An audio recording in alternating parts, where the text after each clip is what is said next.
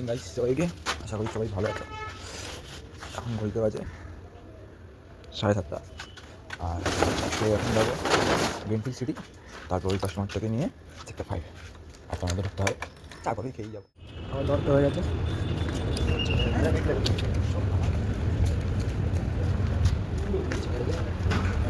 রাস্তা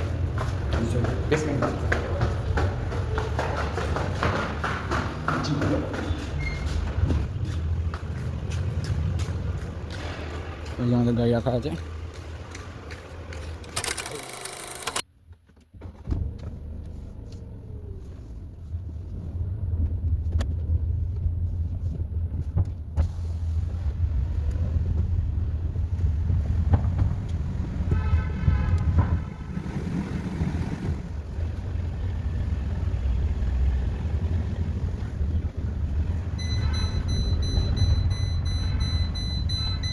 কাস্টমারের বাড়িতে, বাপের বাড়ি।